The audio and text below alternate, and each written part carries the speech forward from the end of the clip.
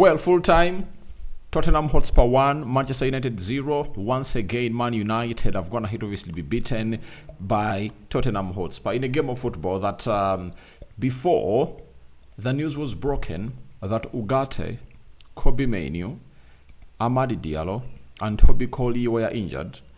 We all had faith that United could obviously go at the Tottenham Hotspur Stadium and maybe really figure out a result, but that wasn't the case, and looks like we are looking bad in the recent games that we've gone ahead to play. I think our last win came in through when we played against Fulham away from home and beat them by 1-0, and now we've lost to Crystal Palace, and now we've gone ahead to lose to Tottenham Hotspur. And our next fixtures are Everton away, Ipswich at home, Fulham second match, and then 9th match it's gonna be Arsenal playing at Old Trafford in this highly anticipated game.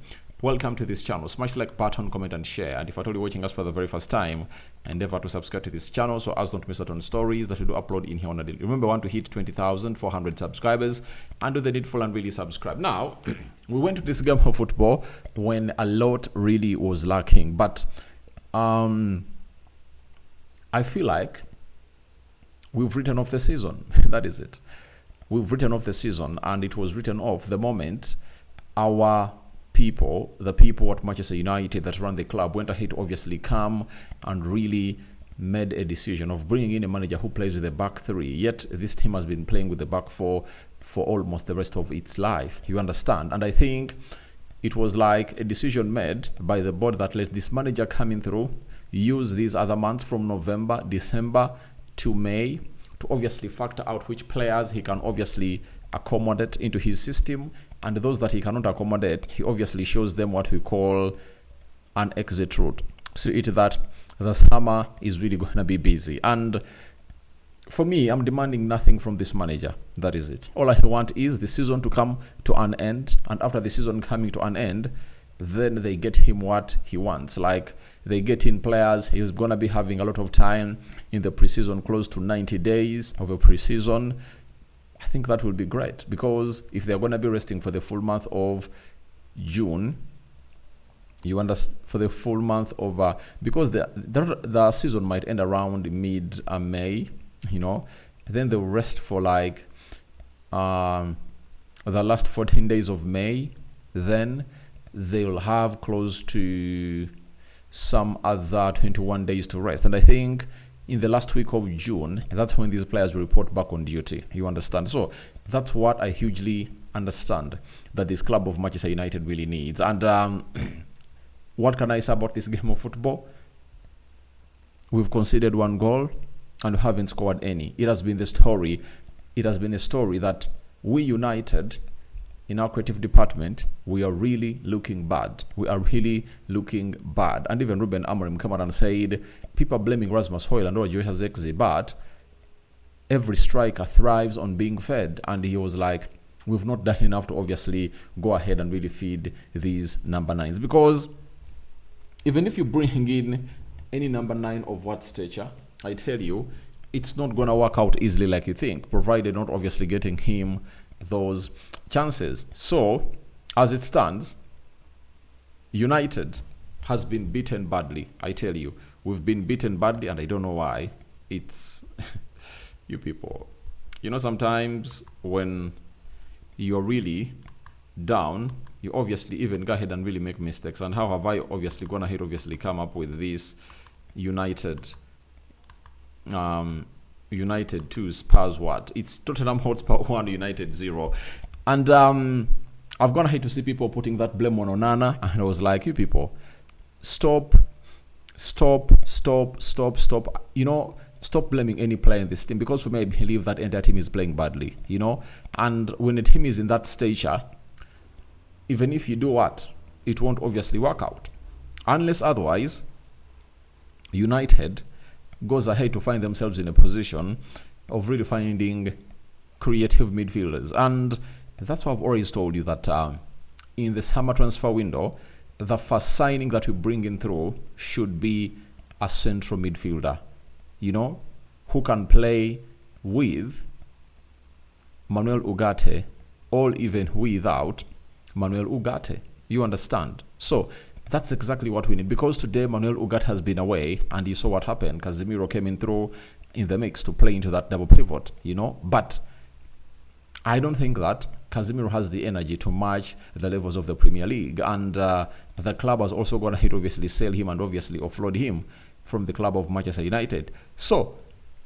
I think Ederson or any other midfielder that is really young and great should be brought into that side, such that if at all Ugarte is out, that midfielder can obviously be partnered with someone else to do the work, and if at all they are there together, they will play into that position very well. And I've got to hate to see very many people coming out and say, we need a centre forward, they need blah blah. Guys, the first signing of Manchester United should be a central midfielder who is really going to be partnering with Manuel Ugarte into that area.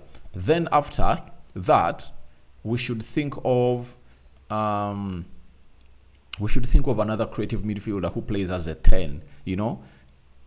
That's what we should. Those are the first two signings that United should first of all bring in through before they even think of bringing a striker. Because even if you bring in a striker, he's really going to be suffocated. Ahmad is away, and we are all crying. Kobe Mainoo is away. We all crying, meaning that we need 4 midfielders. If there is anything we are to do next season, and see to it that we improve under this manager. And if you tell me that you're bringing Giovanni Kenda, is he really going to be played as a number 10? I love the player, but is he a solution?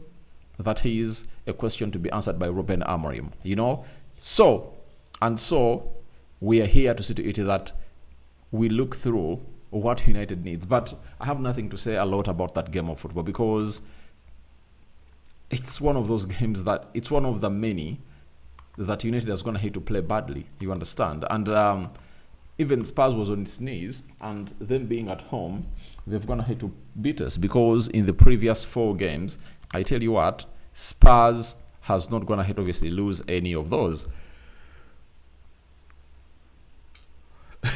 Meaning that they're really having a very good run against Manchester United. Now, Spurs had 22 shots. United had 16. 7 shots on target by Spurs. 6 shots on target by Man United. 57% ball possession by Spurs. 43% ball possession by Man United. 519 passes completed by Spurs. 394 passes completed by Man United. 88% passing accuracy and 83% passing accuracy by Man United. 13 fouls by Spurs. 9 fouls by Man United. 1 yellow card to Spurs. 2 yellow cards to Manchester United. 0 red cards to both sides. 0 offsides to Spurs, and United had 7 offsides. Oh my god. 10 corners to Spurs and 5 corners to the club of Manchester United. How is the Premier League table really looking? Liverpool first, 60 points. Arsenal second, 53 points. Nottingham Forest third, 47 points. Man City fourth with 44 points. Bournemouth 5th with 43 points. Chelsea 6th with 43 points. Newcastle 7th with 41 points. Fulham 8th with 39 points. Aston Villa 9th with 38 points. Brighton 10th with 37 points. Brentford is 11th with 34 points. Tottenham Hotspur is now 12th with 30 points. Crystal Palace is 13th with 30 points. Everton is 14th with 30 points. Man United is 15th with 29 points. And remember, in the next game we're going to be playing Everton, and we're going to be paying them a visit. That is next weekend. And if they beat us, they'll create a 3-goal difference. If we beat them, we'll obviously go ahead of them. West Ham 16th with 27 points. Wolverhampton Wanderers 17th with 19 points. Ipswich 18th with 17 points. Leicester City 19th with 17 points. And 20th is Southampton with 9 points. So United is 12 points off the relegation zone, and they have all what it takes to obviously raise there. But because after Everton, they will play Ipswich, meaning that they have to beat Ipswich and Everton into the mix. United is looking ugly. And when you look at last season, people were like talking bad to Eric Ten Hag, but I think we managed, obviously, we raised, last season I think we raised, were they 60 points? Let me check here. 2023, 2024 Premier League table. All right.